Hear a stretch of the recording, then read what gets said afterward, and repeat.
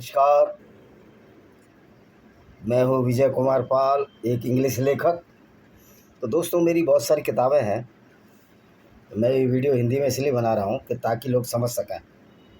वैसे मेरे 2 channel English में भी चलते हैं और मेरी किताबों का जो मयार है, रेंज है, वो इंडिया में कोई ख़रीदता नहीं है ज़्यादा, बाहर बिकती है क्योंकि बाहर लोगों में पढ़ने की रुचि है। यहाँ तो पाखंड में डूबा हुआ देश है। तो दोस्तों, आज इसी पाखंड पर चर्चा करते हैं और वो पाखंड है बीजेपी के नेताओं का पाखंड। ये बीजेपी के नेता इतने धूर्त हैं, इतने झूठा बनाते हैं, हिंदुओं को ब्लैकमेलिंग कर रहे हैं। उसकी बानवी मैं आपको बताऊंगा इस वीडियो में। और दोस्तों, एक संदीप देव हैं, वो बीजेपी क्रिटिसाइज तो करते हैं लेकिन वो भी तंत्र मंत्र पाखंड में पड़े हुए हैं। तो इसलिए उनकी बात सुनी नहीं जा रही। एक लॉजिकल बात करनी चाहिए लोगों को। लॉजिकल बात नहीं करते, ना तंत्र होता है, ना मंत्र होता है, ना ज्योतिष होता है। ये सब हमारी बनाई हुई आइडियोलॉजी हैं, लूट के अड्डे हैं। तो आज हम मुद्दे की बात पर आते हैं कि बीजेपी के नेता किस तरह हिंदुओं को बेवकूफ़ बना रहे हैं, किस तरह धर्म के नाम का दुरुपयोग कर रहे हैं और उनको धर्म का कुछ लेना देना नहीं है। क्योंकि दुरुपयोग तो धर्म का ये भी कर रहा है अखिलेश यादव, सेकुलर लीडर, और ये जिहादियों को बढ़ावा दे रहे हैं। क्योंकि जो भी इस्लाम की तारीफ़ करता है, यानी कि वो इस्लाम की विचारधारा से सहमत है, वो सर्टिफाइड आतंकवादी है या आतंकवाद को समर्थन कर रहा है। मैं तो ऐसे लोगों को आतंकवादी मानता हूँ। ये राजनाथ सिंह हमारे गाजियाबाद से 2 साल सांसद रहे, 2 टर्म रहे या 1 टर्म रहे, ये बार बार सीट बदलते हैं।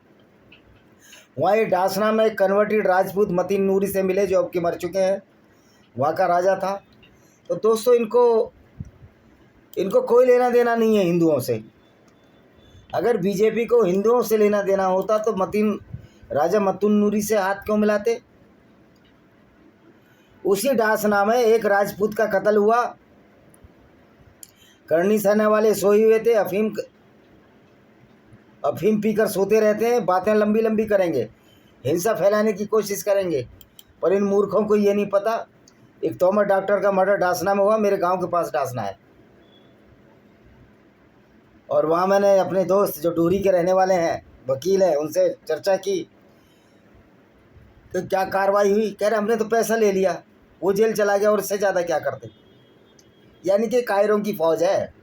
अगर कायरों की फ़ौज ना होती तो 12 गांव मुस्लिम ना बनते राजपूतों के। बढ़ के तो कुछ भी मार लो।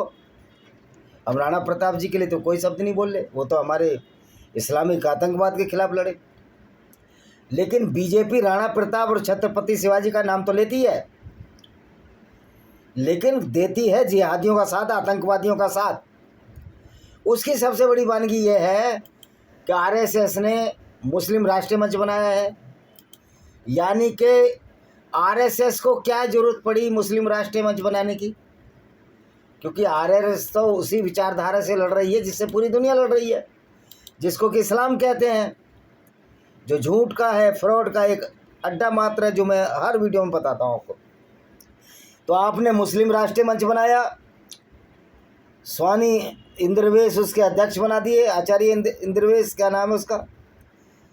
बताओ, जब इस्लाम ये कहता है कि गैर मुस्लिमों से दोस्ती नहीं रखनी, गैर मुस्लिम नजस हैं, गंदे हैं, पोटी जितने गंदे हैं, जानवरों से भी गए बीते हैं, तो क्या मुस्लिम राष्ट्रीय मंच बनाकर ये अपनी एनर्जी खराब नहीं कर रहे? ये हिंदुओं की एनर्जी व्यर्थ नहीं कर रहा स्वामी इंद्रवेश, जो कि राष्ट्रीय मोर्चे का अध्यक्ष है? तो आरएसएस भी मूर्खों की फ़ौज है।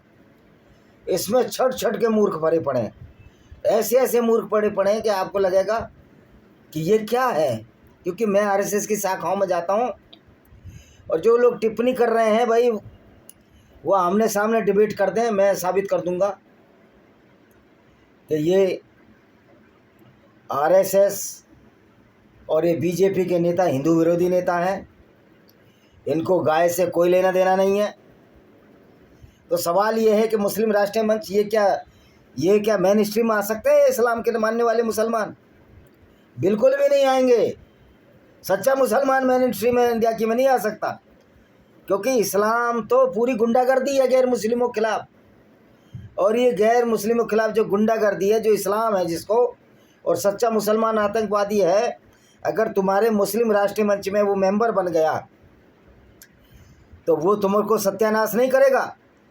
क्योंकि इस्लाम में एक रवायत है, एक ऑर्डर है, आदेश है कुरान का कि जब आप कमज़ोर हो जाओ तो उन जैसा ही व्यवहार करने लगो, हिंदुओं के देवता भी मानने लगो, पूजने भी लगो।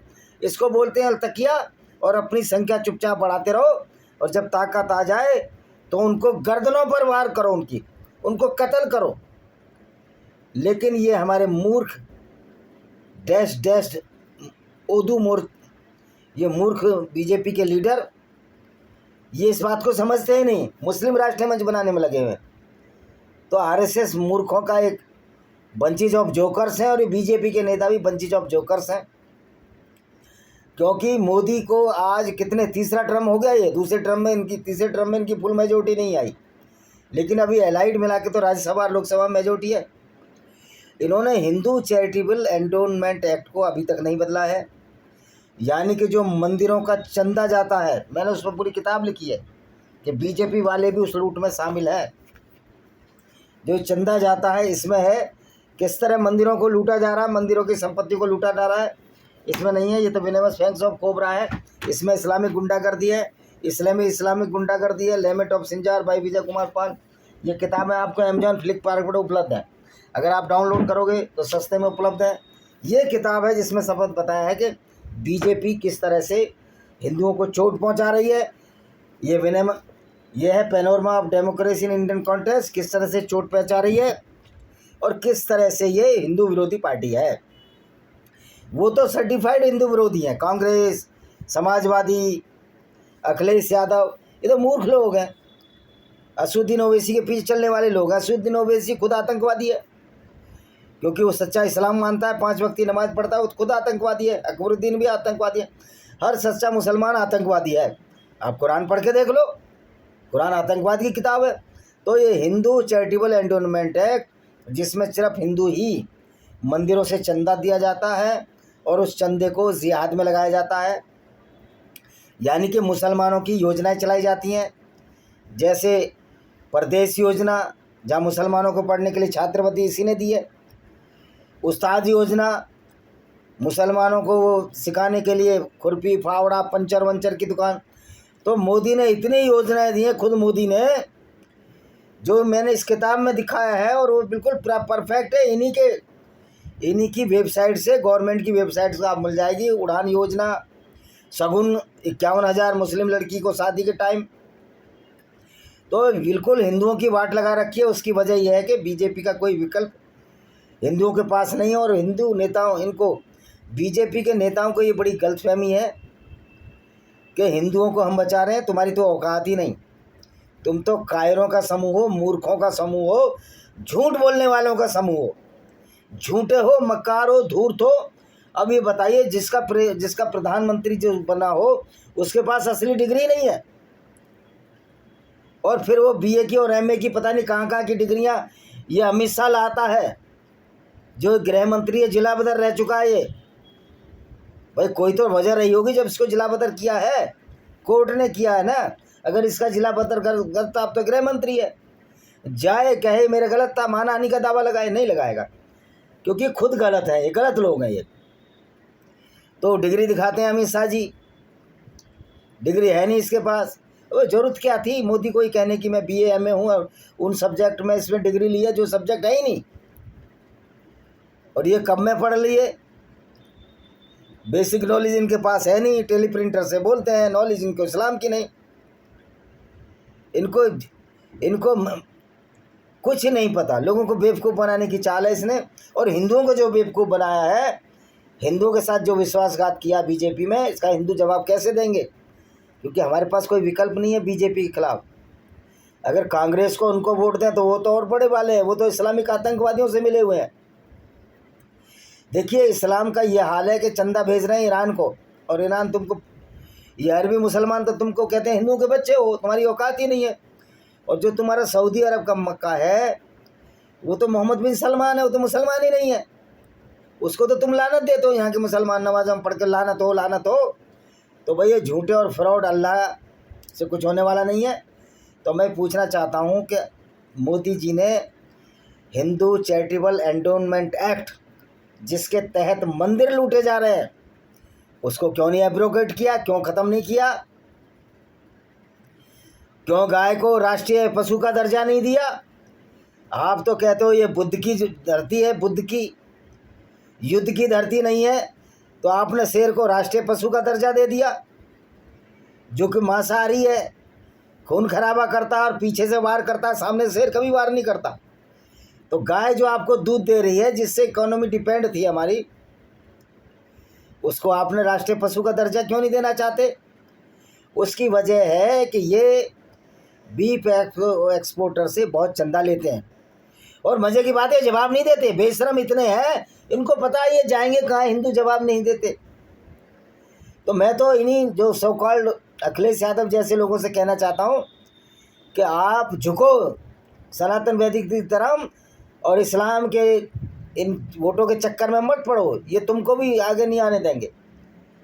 जहाँ जहाँ मुसलमान बड़ा है वहाँ वहाँ गुंडागर्दी बढ़ी, अत्याचार बढ़ा, अपराध बढ़ा, क्योंकि कुरान एक आपराधिक किताब है, वो कोई बहुत अच्छी किताब नहीं है, वो एक गुंडागर्दी सिखाने वाली किताब है।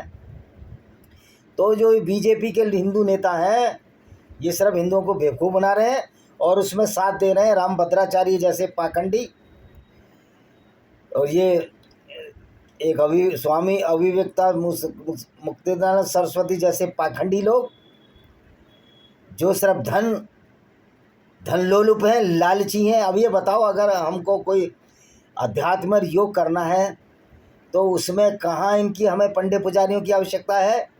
तो दोस्तों, सबसे बढ़िया तरीका है कि मंदिरों पर चढ़ावा बंद करो, ख़ास तौर पर उन मंदिरों पर चढ़ावा बंद करो जहाँ से सरकारें उसकी कमाई खा रहे हैं। और बीजेपी की उड़ीसा गवर्नमेंट ने पता नहीं जगन्नाथपुरी से इन्होंने हिंदू चैरिटेबल एंडोमेंट एक्ट को ख़त्म किया नहीं किया, नहीं तो जगन्नाथ में तो उड़ीसा में तो बीजेपी की सरकार है, तो वहाँ भी ये लूट मचाए हुए हैं। तो ये कुल मिलाकर लुटेरे हैं, झूठे हैं, फ्रॉड हैं, सब पार्टियों का मैं बात कर रहा हूँ। लेकिन तुम तो बड़े सुचिता वाले बनते थे, अच्छे लोग बनते थे। तो मोदी जी, आपने हिंदू चैरिटेबल एंडोमेंट एक्ट क्यों नहीं ख़त्म किया? आपको वक्फ बोर्ड को तो निरस्ती कर देना था, कि जब इस्लामिक कंट्रियों में कोई वक्फ बोर्ड है ही नहीं, तो बीजेपी की सरकार में वक्फ बोर्ड बनाने की क्या जरूरत है? फिर आप बीफ एक्सपोर्टर से पैसा ले रहे हो, चंदा ले रहे हो, तो आप गोरक्षकों को गुंडा कह रहे हो। आपने बोला ना गोरक्षक गुंडे हैं, और जब आपकी फटती है कि हम हार जाएंगे, फिर कहते हैं कि उनकी ड्रेस से पता लगता है कौन लोग हैं जो बीजेपी के खिलाफ हैं। तो तुम तो कायर और डरपोक लोग हो, बहुत बड़े दर्जे के, अव्वल दर्जे के कायर हो। और योगी जी भी बहुत झूठा मुख्यमंत्री है, मेरे से छोटा है उम्र में, इसलिए वो होगा योगी अपने घर का। अगर वो झूठ बोलता है तो झूठा है। ना मैं पुलिस से डरता हूँ उसकी, ना प्रशासन से डरता हूँ, क्योंकि हमारे वोटों के बिना तुम सत्ता में आ ही नहीं सकते। यादवों ने तुम्हारी ऐसी तैसी कर रखी है, अगर पाल भी उनके साथ हो गए तो भाई साहब 6% ये, 8.7% यादव। अगर जातिवादी की बात करो, मैं तो कोई जातिवादी नहीं मानता, 14.7%, और मुस्लिम तो तुम्हारे दुश्मन है। ये दो बिरादरी और मुस्लिम हो गए तो तुम तो सत्ता से बाहर हो जाओगे यूपी में। तो योगी कैसा झूठा है, योगी ने भी जब देवी अहिल्याबाई होलकर की मूर्ति तोड़ी गई, कह रहा ये तो आर्टिफिशियल इंटेलिजेंस से बनाई है। ओ मेरे भैया योगी, मैं ये कहना चाहता हूँ तेरे से, तो तू वो मूर्ति तो दिखा दे ओरिजिनल वाली, ये तो नकली दिखा दी लोगों ने।